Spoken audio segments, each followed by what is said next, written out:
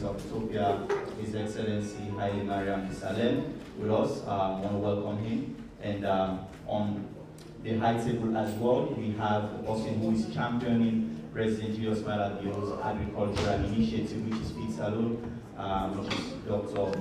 Musa Kpaka. He is also with us on the high table this morning, and together we'll all be discussing this huge visit, what it means for Sierra Leone, and how it could transform food systems in our country. On the high table as well, we have the Honorable Minister of Trade as well, who is also very, very integral in this conversation this morning. I am Mohamed Jawad Nyale, and I will be moderating this press conference this morning. So, because of that, I want to start with the Minister of Agriculture this morning, given that he is the primary host of this huge press briefing we are having this morning. How much does this visit mean to Sierra Leone, Doctor? Thank you very much. Thank you very much for graciously hosting us. Your Excellency, my colleague ministers, other ministers in the room, and the press, good morning. For us, and me personally, it's been a very rewarding week to have the former Prime Minister and the chair for AGRA board here with us. He came at the invitation of His Excellency, the President, retired Brigadier Dr. Julius Maada Bio, to come and see what we're doing and to see how he can help us based on what he's doing now and what he has done in the past for his own country when he led it. If you know a thing or two about Ethiopia, it is now years away from the stories we used to know about Ethiopia. And all of that started with a transformation in their agriculture, in their food systems. And His Excellency Hailemariam was one of the leaders, if not the ones that laid that critical foundation for that takeoff. And since then, that takeoff has been very smooth because it was rested on a solid foundation of some basic fundamental things that they got right, including getting their people behind them for the change that they wanted to see. And so, like I said, to be in his midst for a week now, almost, it's been pleasure, it's been learnings, real practical leadership experiences, things that we have doubts about, and he can just say, no, that's not the way you do it. If you do it this way, you can do it faster, you can do it better, and all of this. So every moment has been one of joy, one of learning, and one of inspiration to be able to do what we're doing more, better, and even faster. He wanted to come and engage us because he could see that in Sierra Leone, the transformation and how you transform food systems and agriculture, that we have the ingredients here, starting from top leadership to the ecosystems and to the moves that we're making, that he sees so very well from where he sits already. And so he also is very eager, because of how he did it, to engage the populace, to engage the people. So he say, one can talk to people in a Salone, the opportunity, the potential where we get, and waiting in don't see. So he decided to come here at this press conference. We have been engaging with the Minister of Trade and the ministry, because the Minister of Trade, the Ministry of Trade, and other ministries are very critical to Feed Salone. So really, we have been co-hosting this, and so it's with great delight that we have him here. So, Mr. Moderator, I think with your permission, we'll have the Prime Minister tell us what he's seen, his impressions, what we can do better, and how we can make this really work, and then we can jump into questions for the Minister of Trade and I and himself if he doesn't touch on anything. Thank you. Lots.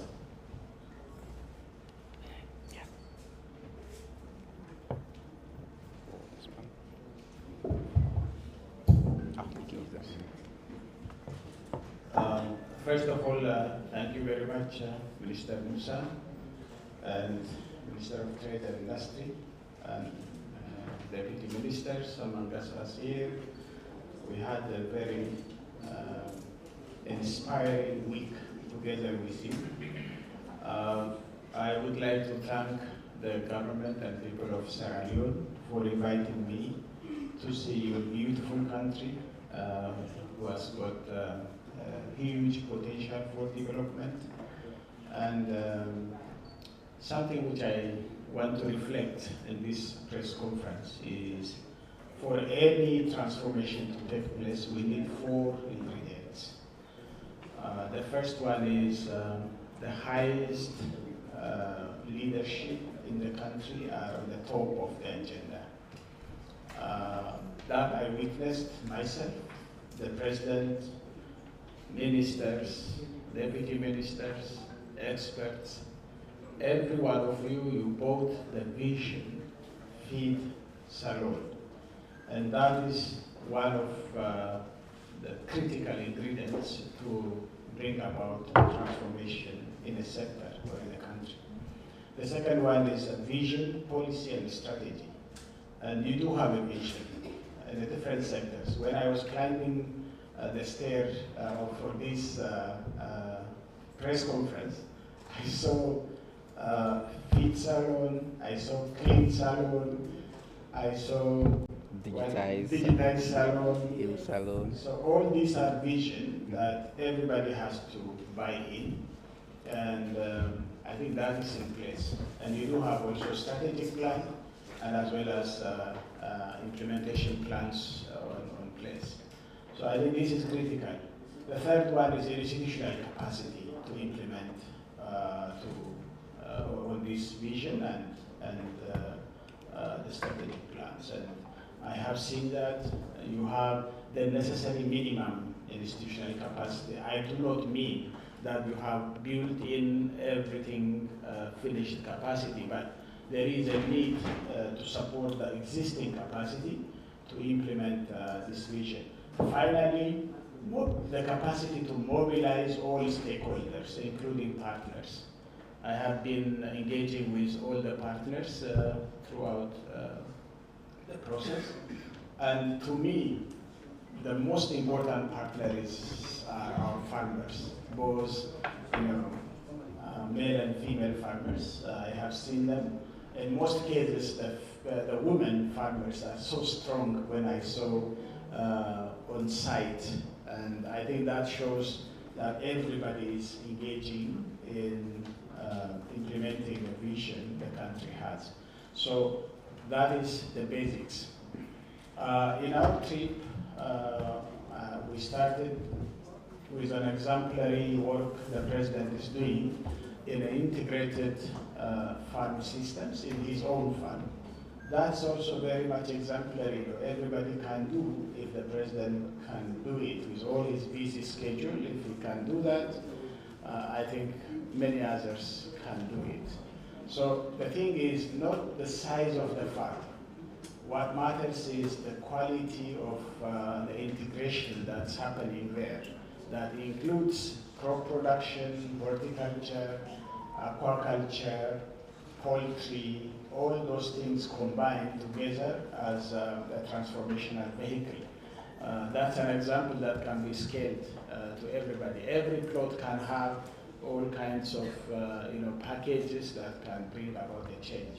But the most important thing is not visiting the farm.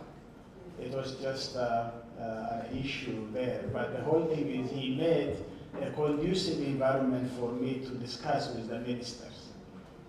And we discussed for more than 4 hours there what Sierra Leonean vision is and how we are implementing the things. And I tried to convey and try to transfer some of the best practices I have seen in the transformation process in other African countries, including my own country, Ethiopia. Of course, Ethiopia is not the only country who has shown some transformational things in its journey to transform agri-food systems. we have Rwanda, even in West Africa, a country, Mali, no one can expect that Mali is the course of transformation in agri-food systems, given the political situations you see now. But Mali is one of the top scorers of the annual review in the CADID process. And the minister knows that. So I think we have a number of best practices that can be emulated. By the way, in my very short visit here in Sierra Leone, there are areas where Sierra Leone also can contribute to the other African countries. The way how the women cooperatives are functioning in yesterday's trip to the south, I think is an example. They are doing something very good things. Of course, there are a need to support in some areas, but the beginning is very good, and that can be enhanced. So that's what I have seen in Sierra Leone. Beyond that, one thing which I appreciated the most is how the private sector is working with the smallholder farmers. We visited the day before yesterday a seed processing factory. In that factory, you see that seed production is done by the private sector as well as by smallholder farmers. And agronomic practices, basic seed supplies, and all these things are done by the private sector with the support of government. And I think this is the basics for everything. So a clean processed seed is supplied to the farmers, which is a basic. Of course, given the potential of Sierra Leone, that has to be scaled up. It's not enough. That's only at the infant stage. It has to be scaled up. But the basics is there. And the farmers are working with private sector. I have seen it. And they are supplying seed to the private sector to be cleaned after producing it. So this is one of the things which can be emulated to other African countries as well. Beyond that, something which fascinated me is the engagement of young people in mechanization and increasing the mechanization capacity of Sierra Leone. They were in the training. I have seen that. I think it is like 160 trainees on the job at that moment when we visited, but nonetheless, this can be scaled up and even modernized by using certain platforms like Hello Tractor, in Kenya, in Zimbabwe. The young people are engaged in such kind of platforms. They give services to the tractors. They also trade with the tractors, rent the tractors with a digital platform, understanding where the tractors are, how efficiently can the tractors be used. They even move to combine harvesters and mechanizing the whole process, including water pumps that can be used for shallow wells. So that is one of the things which I have seen, and that is one of the best ingredients that can be scaled up. Again, we moved into an onion farm, a modern onion farm, which is using drip irrigation as well as sprinkler pivotal irrigation, modernizing irrigation itself. And more than, I think, 4,000 farmers are supplying to, producing and supplying to the private sector to inundate the market. They reached only 80% of Sierra Leone, but they can go beyond that to export. But this is something which the private sector, working with smallholder farmers, to increase productivity and bring about food security and food self-sufficiency in Sierra Leone. So these examples can be emulated to other sectors as well. So we have ingredients already on the ground. I am very much impressed seeing all those things. It is because there is top leadership buy-in and leadership given to implement all these things. I thank the ministers for all they are doing for this. But there are areas where there is a need for more cooperation, more support to come from my own organization in building the capacity. You have that capacity, potential, but that has to be unleashed. And we are ready to support in building the capacity through, for example, agricultural transformation organization that works on the binding constraints in the system itself, addressing the systemic bottlenecks. And if the systemic bottlenecks are addressed, then we can have a better flowing system that can expedite transformation in Sierra Leone. So in short, I think there are basic ingredients Sierra Leone is taking off, but the most difficult moment in development trajectory is the taking off. You know, like if you have an analogy with with an aircraft with taking off, the most difficult moment for the aircraft is that taking off moment. When it reaches its level, then I think it's easy for the aircraft to fly without any problems. Of course, that doesn't mean that there is no turbulence in between. There are turbulences in between, but you can address those turbulences easily than when it happens during the taking off. So I think this is what I have seen firsthand, and I have no idea where to engage and how to support this process to move expeditiously, because it's a sense of urgency. The climate change is changing everything, and that calamity has to be addressed quickly. So with that urgency, Sierra Leone can be one of the examples in the African continent in addressing the vision of Feed Salone. Thank you very much, Your Excellency, for giving us insights on how much we have done so far. This gives us a lot of confidence that indeed we are on the right track with Feed Salone. I'm now coming over to you, the Minister of Trade. How much are we doing to make sure we build the necessary market systems to leverage what we are doing with Feed Salone at the moment? Thank you, Mr. Moderator. Your Excellency, sir, colleague Minister Musa, Deputy Ministers here present, distinguished ladies and gentlemen, good morning. Honestly, Your Excellency, you have been very inspiring. We have been motivated by two things here. Your presence here has gone a long way. Firstly, it gives us a lot of confidence that we are on the right track and we'll get there. And secondly, that the road to success is not easy. But if we are committed, and I still remember your emphasis on coordination, coordination, coordination. That's why myself and the Minister of Agriculture are sitting here, will work towards that. In addition to that, His Excellency President Julius Malema has also made farming very sexy and attractive. Today, the whole look farming is different. Today, all man want on farmer. So I think we are on the right track on that.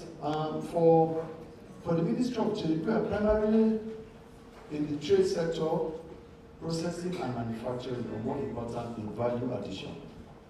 You know, in all that is being produced, we have to create an environment for trade, because it is from trade that those farmers who produce can create wealth for themselves, can create jobs for themselves. Wealth creation, job creation is also on the trade side, a lot of it. As we are now, we have a few challenges as a country. Some are difficult, but they are not insurmountable. We are working seriously when it comes to trade. Our trade infrastructure, we are working on it. We know what are some of the limitations. We are fastly working on them. Like I spoke here the other day, a key area that is important for you to participate in both local and international trade is meeting local and international standards that are set there. There are certain requirements you must meet if you want to export. If you want to actively participate in the FTA, you must be able to take advantage of your own comparative advantage, and you should be able to compete.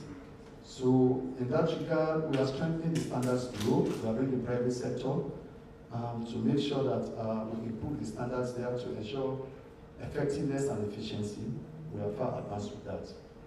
We are also working on our trade facilitation. We have delays in certain areas where we experience unnecessary delays, where that increase the cost of doing business. Some of them have not been friendly. We've received a number of reports from the ports management, and again, the number of checkpoints in country. Recently, I had a discussion with police who have reduced the number of checkpoints in country by 20%. That has also contributed to the reduction in the cost of selling rice and other essential commodities. We are working around that. And as I talk to you now, we are not only a signatory to the FCFTA, but we are also working hard to make sure we are ready for it. We are working towards the guided trade initiative, which will allow us to be able to export. And the only way we can export is to produce.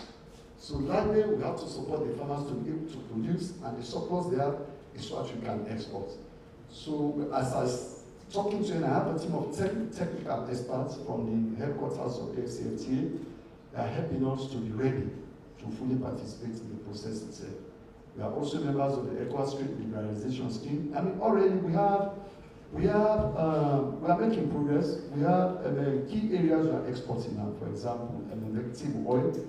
We are net exporters. We export to other countries.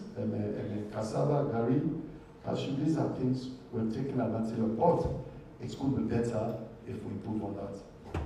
On manufacturing and processing, we are also creating the environment, for storage, packaging, and distribution. We are supporting the ministry in that direction. And again, let me give you a small history here. When it comes to the establishment of industries and manufacturing, SLPP government has always taken the lead.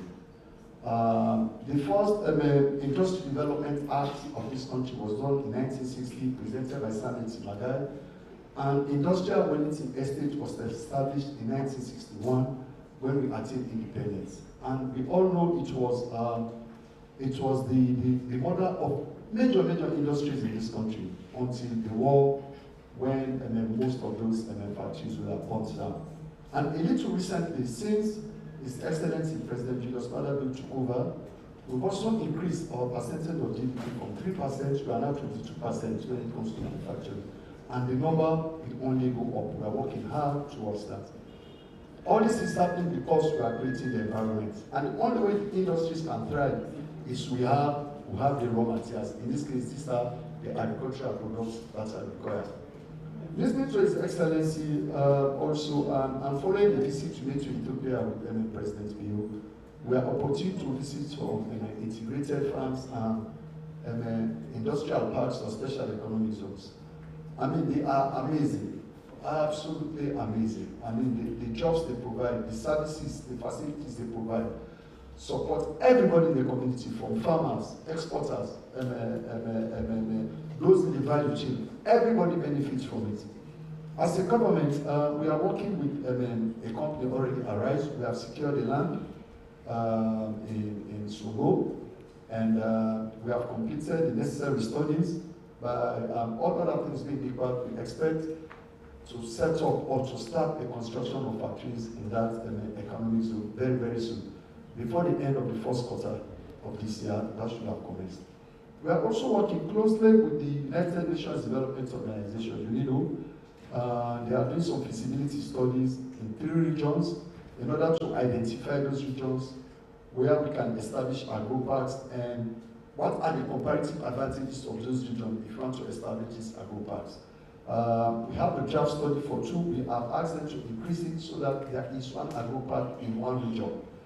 Those studies are ongoing. The data and information generated from that will determine the agro parks. All of these we are doing simultaneously. I mean, it's a holistic approach. We are not waiting to say we have to make sure the farmers are ready before. The farmers are ready, they are able to produce more than enough to trade before we start manufacturing. We are doing this collaboratively, and we are working closely with the Ministry of Agriculture.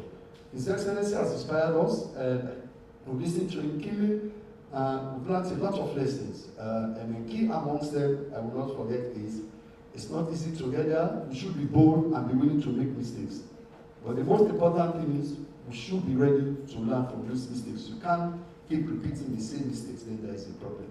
So these few words, I thank you. All right. His Excellency, whilst you were making a statement, you remarked on the climate crisis around the world. With the work you are doing,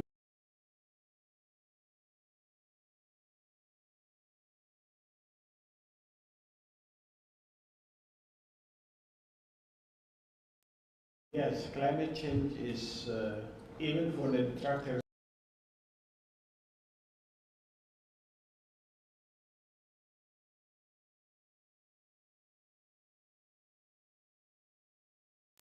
you just know, even in the Western Hemisphere,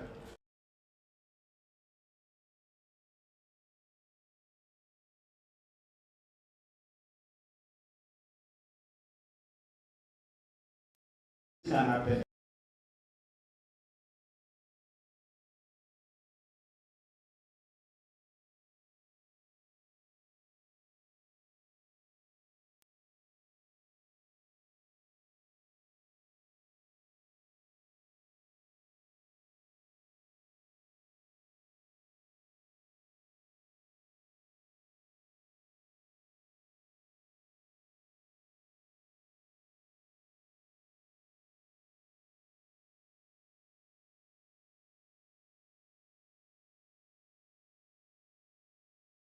You see that the mountains are becoming degraded. And I also been informed that there has been landslide, which devastated and killed a number of people because of human intervention, which has not been checked and addressed. So I think these are the results. Climate change calamities end up in either drought or flooding, or landslide in the form of different other manifestations. So I think this needs mobilizing our people. If I give you an example, Ethiopia is hit hard by the climate change, not now, 40 years ago. Since 40 years, it is extremely becoming worrisome. But what we did was all our mountains were, we have made every farmer to be convinced to give free labor for 60 days a year. And then the terraces that have been made on top of the mountains has made the soil to be conserved, the water to be conserved, and horticulture crops, high-value crops were planted on those terraces. And the soil is stabilized, so there is no landslide, there is no degradation of the land anymore after those interventions has taken place. So Sierra Leone has that possibility to do so. Ours is much more mountainous than Sierra Leone. When I see that, I thought, somebody told me, I asked why the airport is built on the other side of the ocean. And somebody told me, there is no land, flat land around this area. But that's not true. Because when I moved, both the north and south, except when you get out of Freetown, all the land is flat. So that I came to know that it's not true. But the thing is, even though you have those hilly areas, if not properly soil and water conservation works done, then expect a number of calamities can happen in the future as well, including wildfire. So I think this is an important intervention. In all our agricultural and farming practices, we have to put in mind that sustainable farming practice is very important for the future. We cannot destroy our forests, we cannot degrade our land and soil, and we should be able to do so. I think that's how we are trying to work in AGRA and other countries together to have carbon sequestration to mitigate the climate issue. But ours is mostly adaptation, and we have to adapt to the climate change through technologies and interventions. And this is what we can do. Thank you very much, Your Excellency, for those remarks. So I'm coming out to you, to the Minister of Agriculture, before I now go for questions. How can we leverage a partnership with AGRA to tie into the vision for Feed Salone and His Excellency has set for all of us? Thank you very much. We're already doing quite a lot actually with AGRA. One of the main areas we're working with them is on our seed systems. As you all know, and His Excellency is clearly aware of this, the seed system has to be the start of all of this, if you like. And they've been helping us put together sound policy around that, but also taking that policy into practical ways we can give good seeds in a predictable manner where the farmers know they're getting good quality seed on time to farmers. We piloted something small with them, and we're working to really do that in a much bigger way. AGRA, we're hoping the way AGRA works is they have priority countries. Sierra Leone is not at the moment a priority country, and I think we're hoping with His Excellency's visit and his role as the chair of the board, that the next time AGRA is choosing countries, that Sierra Leone can be a country that AGRA selects. If that happens, we can get quite a lot more resources. In my previous role when I was at GATE, I know the foundation support, or GATE Foundation support, Rockefeller, they get a number of support to other places, but also the technical expertise and the experiences they can share. So really for us, from the AGRA front, that's a thing we're hoping to benefit from the Prime Minister's visit. On a personal level, the Prime Minister is now a true friend of Sierra Leone, and I call him a personal friend of mine. Lots of leadership skills and lessons that we've discussed. And so that relationship is going to be going on. He's done this in Ethiopia. Ethiopia has 120-something million population. They're flying, if you like. They took off and they're flying, they're cruising. And that relationship to his country personally and other things, I think those are the things that we can stand to benefit. Of course, he's a brother to the president. They talk. The president was really impressed with, when he was there, he got the Agricultural Transformation Agency that reported straight to him. And all the ministers that have anything to do with agricultural transformation, finance minister, the bank governor, trade, everybody, reported straight to him to unblock things to make things happen. And at the farm, His Excellency, the Minister of Finance and Deputy One were there. I think the first thing that came out of the Prime Minister's mouth was, if the Minister of Finance is not giving money, we call them and say they give money and say, yes, please continue, go on, go on. So he's been the most powerful, effective advocate for Feed Salone in what we're doing, and I have no doubt he will continue being that to His Excellency, to the people of Sierra Leone, and to myself as I lead in this transformation that we have taken on. Thank you. Right. So let me now open the floor to questions. We'll do 2 sets of 5 questions. So raise your hands if you want to ask the question about what we are having a conversation about. And please, the same rule applies. So 1 question per person and no preambles. Yes, sir. You are number 1 from Expo Times. Number 2, right? So after we take this first set of questions, we'll get answers and then we'll come back to you guys. Expo Times, please. Good morning. I'm Hailemariam Desalegn Boshe, Expo Times. Okay, just use the mic, please. All right. Good morning. I am Hailemariam working for Expo Times newspaper and magazine. To the Minister of Trade, in your statement or in your submission, you made mention of the reduction of checkpoints across the country, which has, according to you, which has led to a reduction of price of commodities across the country. Does it in any way the checkpoint in Sierra Leone affect the price of commodities? If yes, how? Thank you. All right. We have a gentleman over there. Yes, my name is for exclusive. Just be audible a bit, sir. Yes, former Prime Minister, in your statement, you did say that farmers are selling their produce to private sector to be cleaned. Have you any plan for these farmers to be trained on how to clean up their produce before sales? Thank you. All right, thank you very much. There was a hand on this other end as well. Yes, Calabash newspaper right here in front.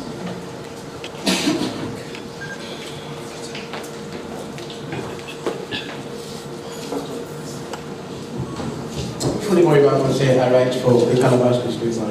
His Excellency, when you look at, I have done some research about Ethiopia, and you look at some of the challenges are just similar.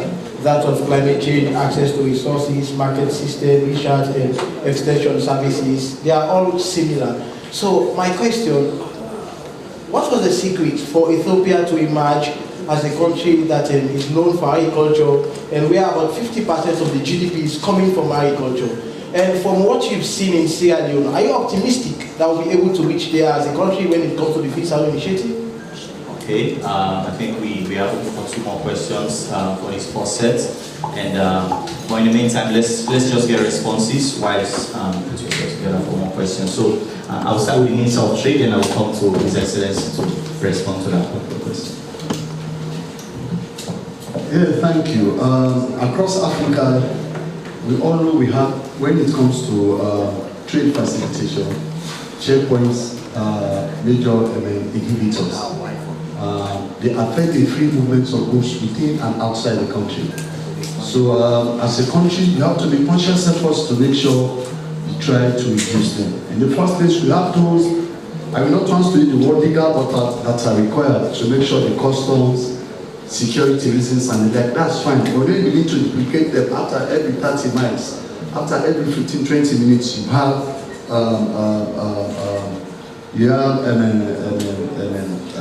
how do I call it? You have a roadblock or a station there to check for whatever reasons. You are definitely affecting the free flow of goods and services, either imported or locally produced. And if you are delayed, you are unnecessarily increasing the cost of those who are either going to sell, and they will end up shifting that cost to whom? The eventual buyers.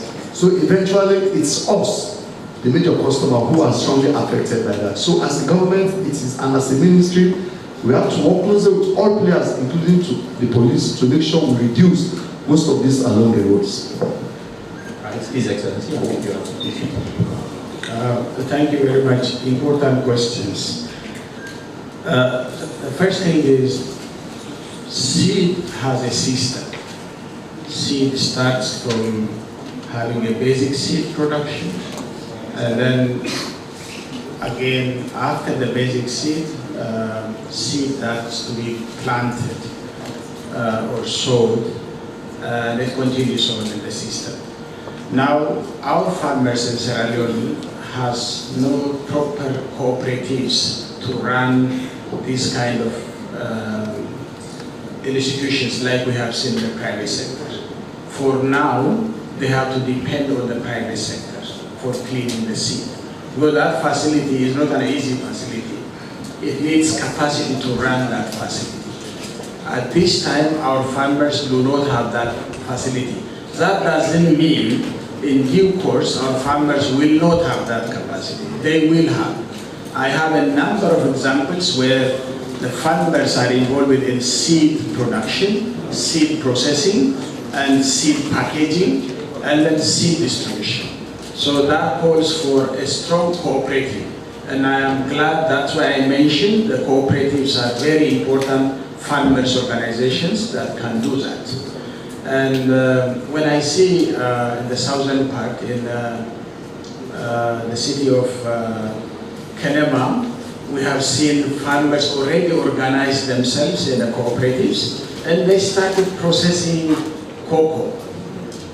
See, even they have small facilities to process up to some stage, and they are continuing to do that. So that capacity is needed at the moment. Maybe in the coming 3, 4 years, 5 years, these farmers will be able to produce their own seed cleaning, starting from basic seed up to packaging to distribute the seeds to the respective farmers.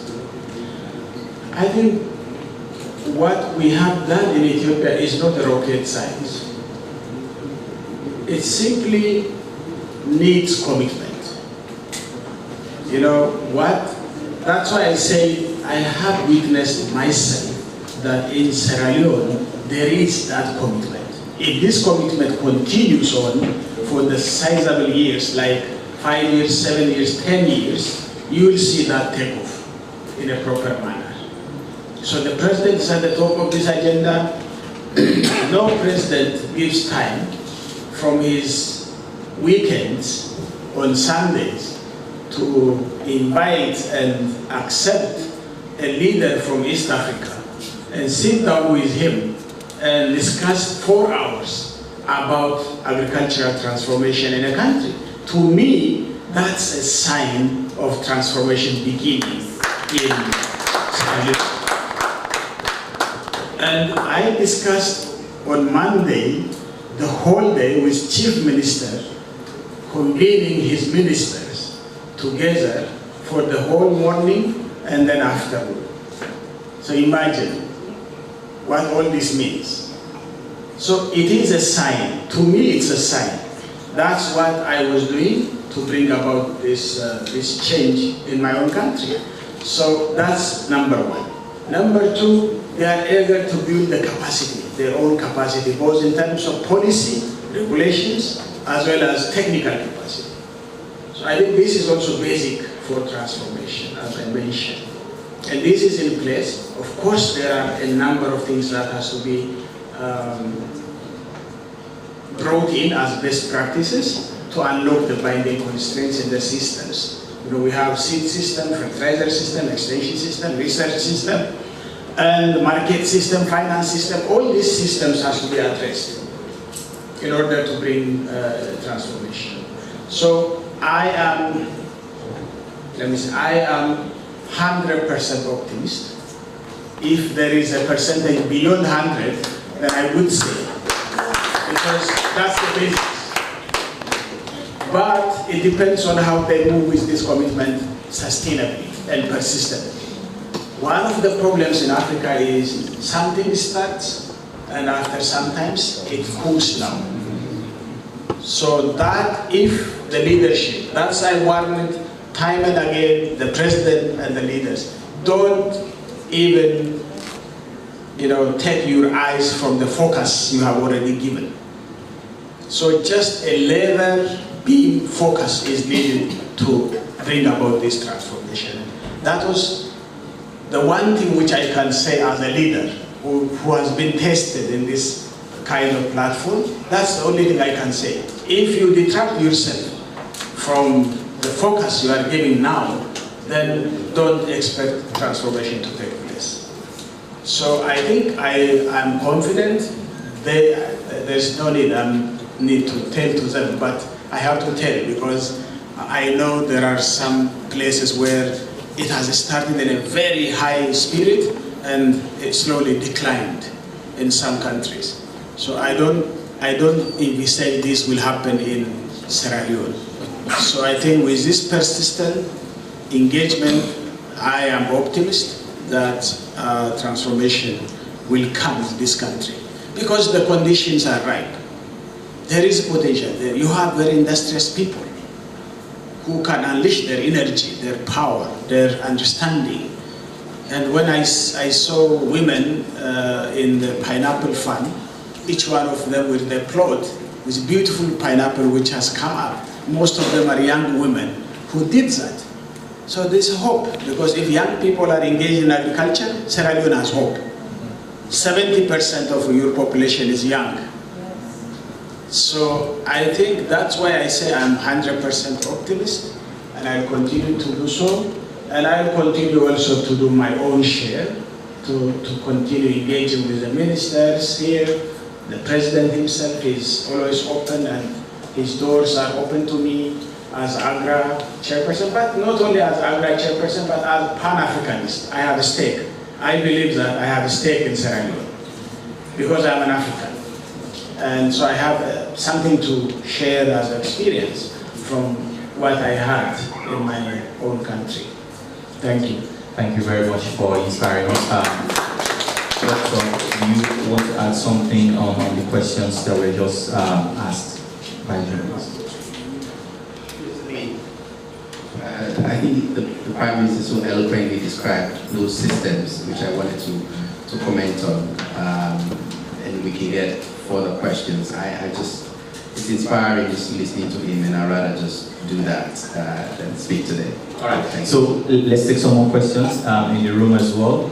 Yes, we have a gentleman right there at the front, and then we have Charles Mambo as well, respected civil society member who is in the room. Where's our mic runner? And then we have a gentleman in the back, Almami as well, who comes to you.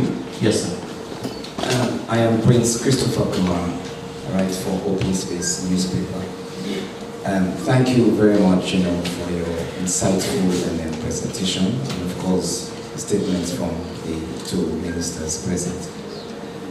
We have countries in Africa, like the Gambia, for example, their cash crop, main crop, is groundnuts.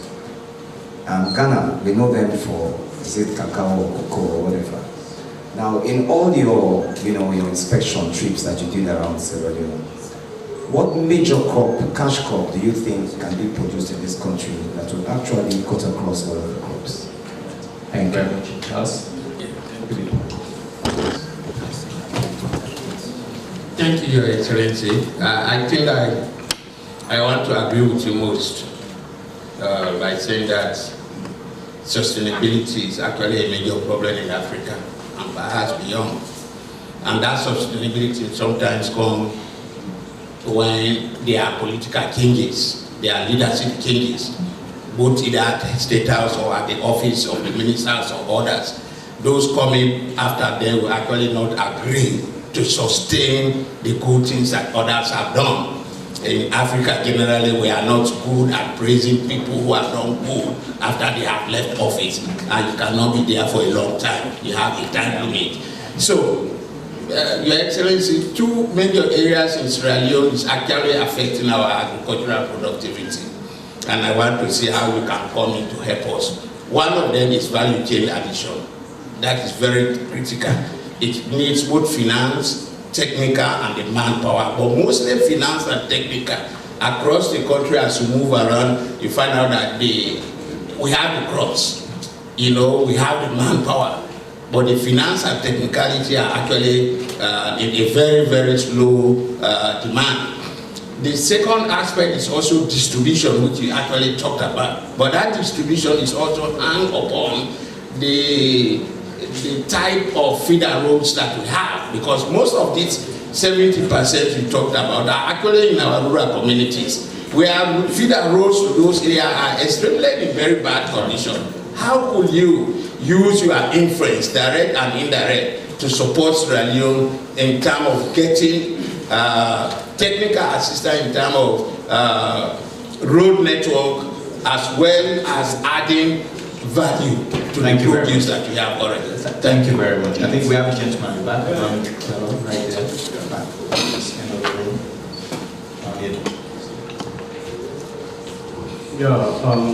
Hailemariam working for our newspaper. Basically, this question is going to the body of AGRA. Of course, Sierra Leone has so many, porous borders. For example, in Caribbean District, Cambia, and the rest. So, the board of chair of AGRA, what can Sierra Leone learn in tackling these porous borders? In terms of area of smuggling goods across the border or interstate. Okay, I think we have space for two more questions. I'm sorry, you have asked the question, please. So let's just give a chance to those who may want to ask questions. All right. So let's proceed again, right? Let's see to respond to some of those questions. Okay. In my own country, if I give an example, before coming to Sierra Leone,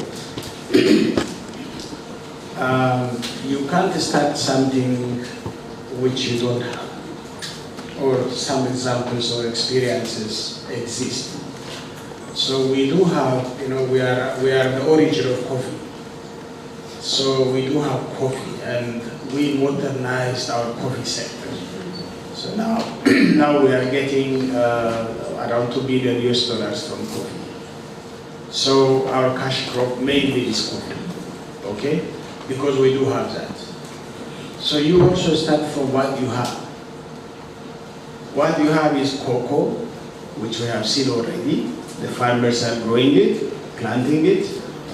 But you start from the seed of cocoa. And you have to get the best seed globally of cocoa if you want to excel in the competition.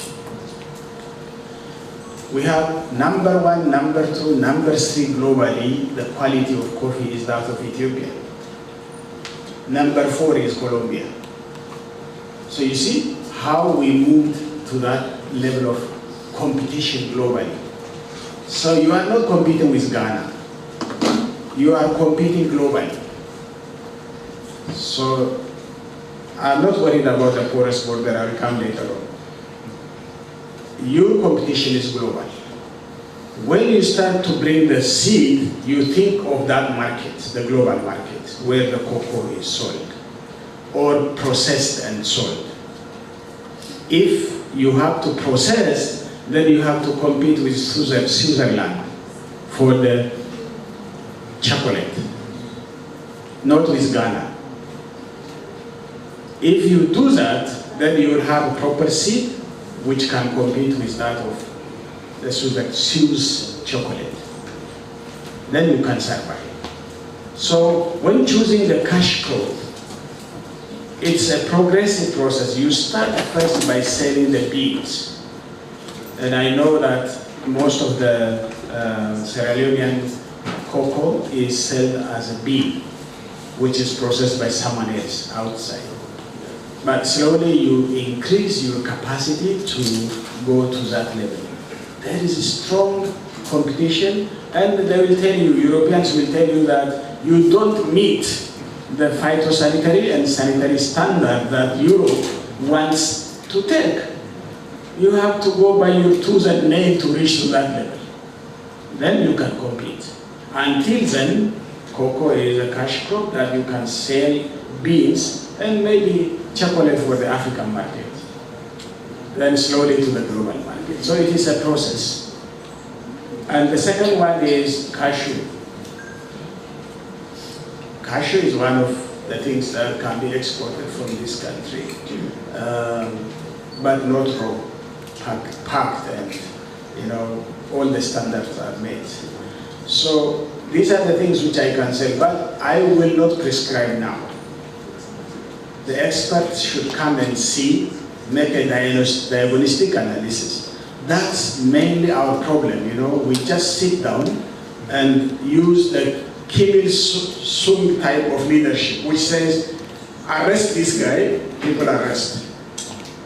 Kill this one, people kill. Sow the cashew, then people start sowing. So that I don't agree. We have to depend on our experts. There should be a proper diagnostic analysis. Which crop can Sierra Leone excel in the global market? Our expert has to bring this to the political leaders. As a political leader, I will not say that this is suitable for Sierra Leone. I will depend on my experts to bring to me, analyzing everything nitty-gritties that can make Sierra Leone to be competitive in the global market. I just say this off the cuff, but it cannot easily be implemented. So we have to be very careful in just saying, what can Sierra Leone be? I can only suggest. Then the experts can go into the details and say, your suggestion is correct, or your suggestion is wrong. So we opt for this rather than this. So I think this kind of exercise has to be done. That's why systemic bottlenecks has to be addressed. You have to see things in their systems all along from beginning to the end and see how we can compete both an African market and the global market. I think this is how we should see. On sustaining policy implementation, yes, there is a problem. In a democratic society, leaders change, and leaders' vision might change as well. This is normal. But there are areas where every leader can agree. For example, cocoa export, any leader coming to Sierra Leone should agree.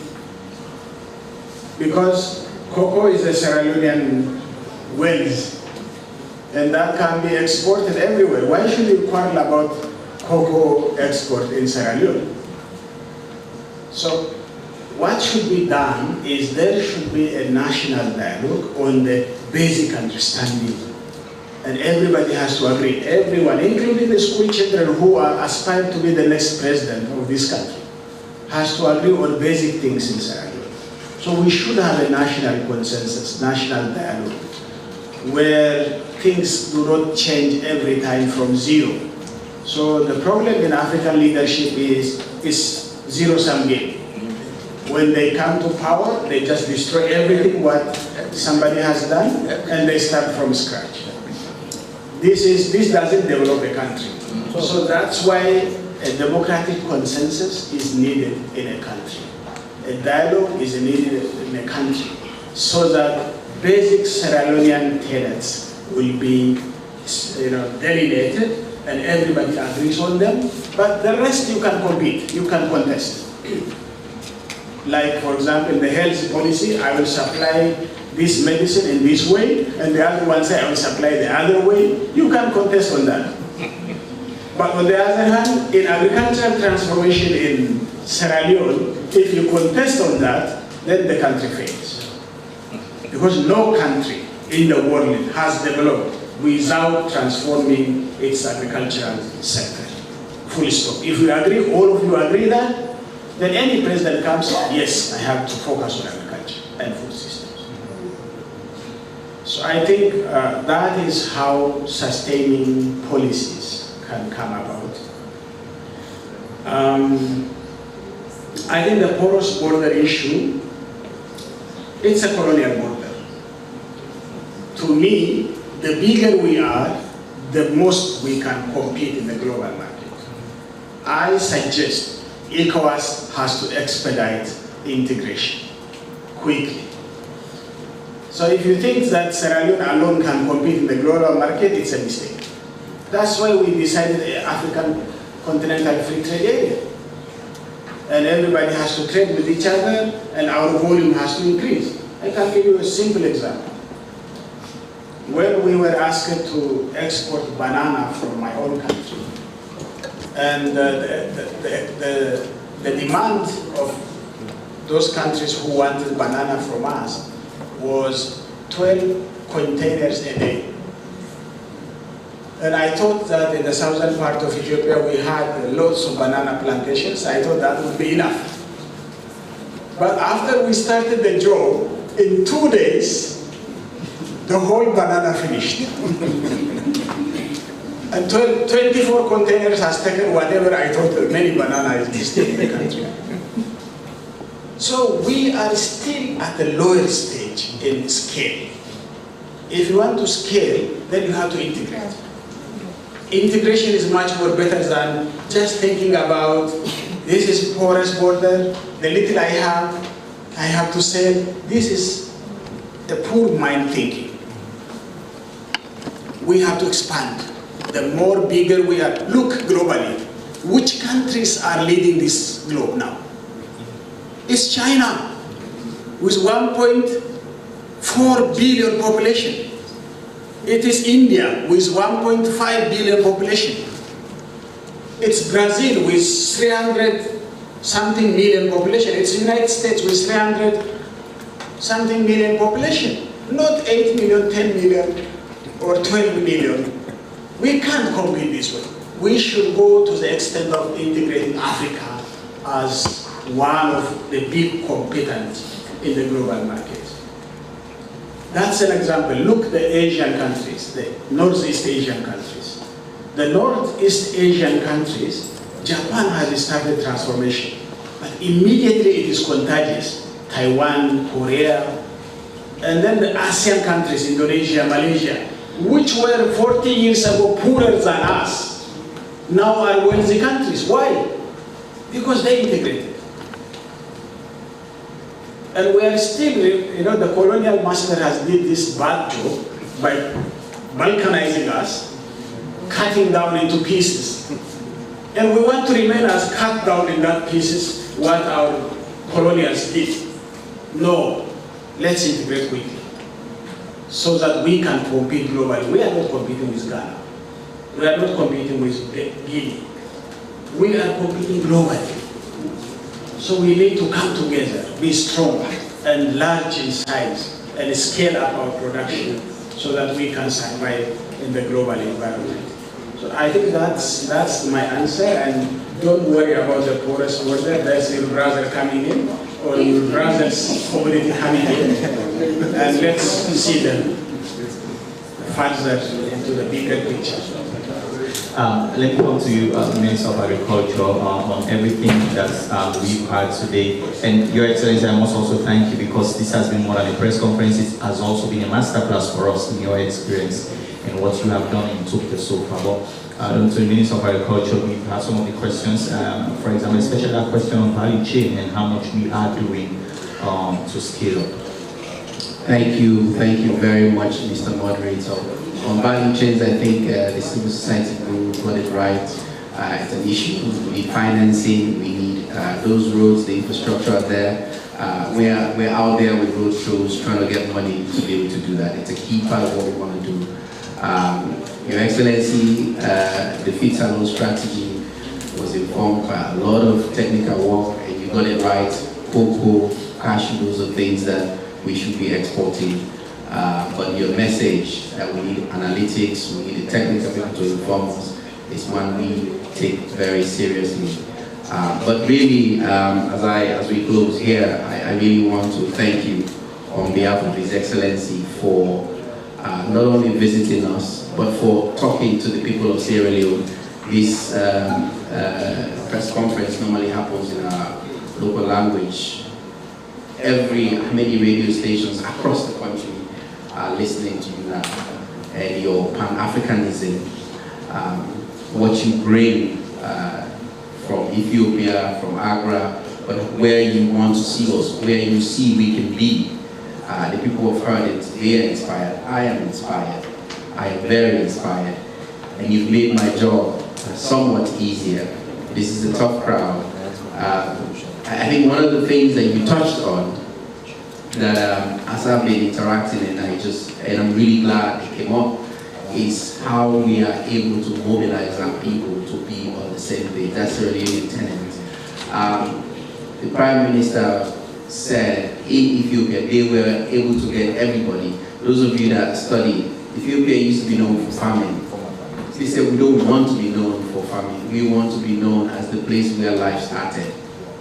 We want to be high up there. They rallied everybody and they told them, we have the land, we have some rain, and we have you. Go to work. That's what we need in Sierra Leone. That's what they did. So that message coming from him and the successes that we're seeing, I think is so powerful, and we ought to be able to take and do here as well. The other message the Prime Minister said, and I can talk this Pan Creole in our local language, he said this year until 4, 5, 6, 7 years before we begin to see the big thing. So people that now, they can't know after 1 year, say, within 1 year, we're not seeing that thing go back Feed Salone. The Prime Minister has done it. He knows it takes 5, 6, 7 years of pressing for you to get that takeoff in a sustainable manner. We will keep working hard, very hard. And we hear you, we know you're saying that because times are hard, but it takes time. And what the Prime Minister also told us in private is, press on, don't stop. He says, put cotton balls in your ears. If you got your right strategy, you got your right move, keep pressing on and just go. You will find out one day that you've taken off, and that's the path we're on. And I'm so glad you, one of the most Pan-African leaders, can come speak to our people on this matter that we're leading. We thank you very much. All right. Ladies and gentlemen, this is where we draw the curtain down on this very, very special press conference. Thank you very much, His Excellency Hailemariam Desalegn, for being with us. Thank you very much, the Minister of Trade as well, Honorable Ibrahim Sesay, and of course, so Dr. Musa Kpaka, who is also our host, and who is doing an incredible work with Salone. So please, some decorum please. So we'll now stand, we take picture, a group photo, and then after that, His Excellency and ministers will depart the room. Thank you very much. Okay. Just move this a little bit. Okay. Just moving the chairs back. Yes. Okay. So we stand here. Oh, that's all. I'm moving a chair there. Yes. Innovation. Innovation. Are we ready? Yes. Where's the camera? Yeah, I mean, the camera guys are here. They're here? Okay. Yeah. Just let us know when we're ready. Right. Okay? Let's stand here.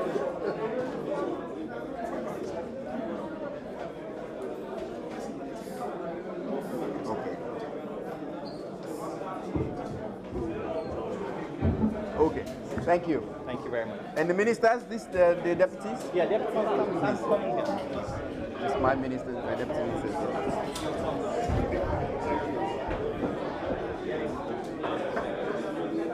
Are you ready? Come.